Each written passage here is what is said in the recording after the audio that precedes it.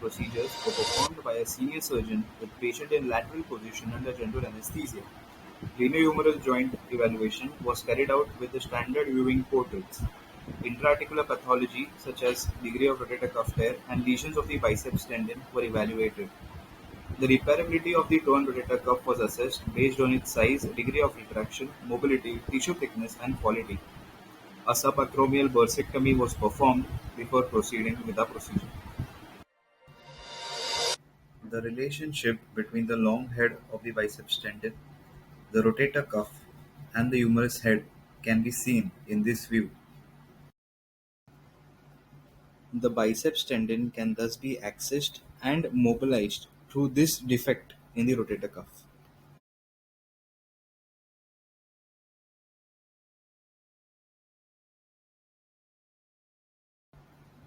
A suture is being passed through the tendon to control and mobilize it.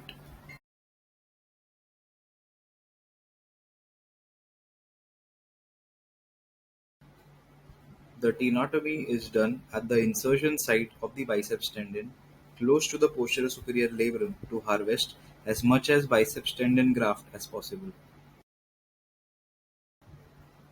The biceps tendon autograft is retracted laterally. A suture anchor is now being passed through its substance so as to fix it as close as possible to the greater tuberosity footprint. With this step, one end of the biceps autograft is fixed at one end. It serves as a tenodesis, plus it also acts like a fixed point to which the rotator cuff can now be attached. The retracted and free rotator cuff is pulled towards the tendon autograft. A suture passing device is used to pass one limb of the suture anchor through it. Multiple sutures can be taken to ensure proper suturing of the retracted rotator cuff to this tendon autograft. In the same manner, the other limb of the suture is passed through the torn rotator cuff at a 1 centimeter interval and it is tied with the knot pusher. Depending upon the type of tear, 2 or 3 suture anchors can be used to repair 4 to 6 sites. The number of the suture anchors used depend upon the size of the tear and the type of repair.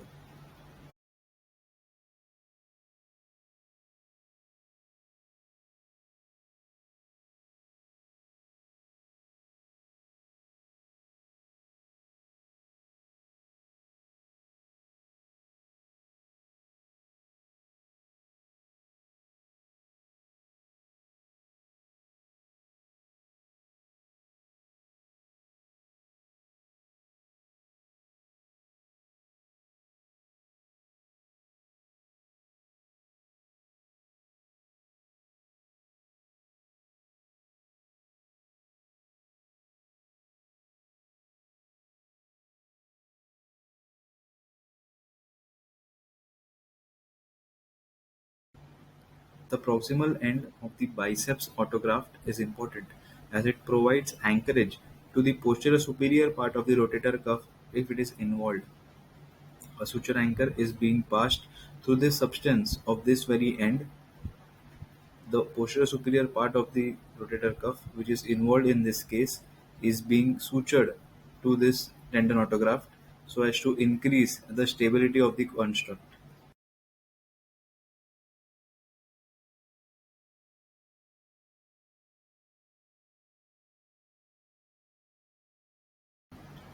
The biceps tendon autograft and the rotator cuff, after being adequately sutured, now act like a single unit.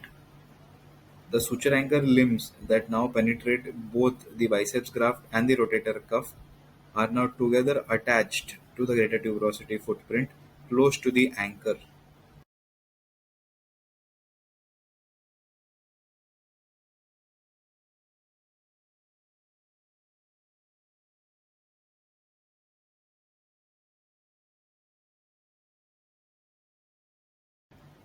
The final construct can be clearly seen in this view, where the rotator cuff is firmly attached and sutured to the tendon autograft, which now lays on the rotator cuff footprint on the humerus.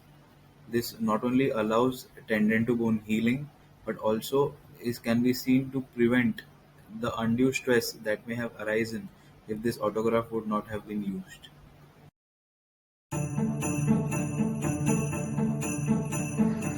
Thank you for a patient ear, everyone.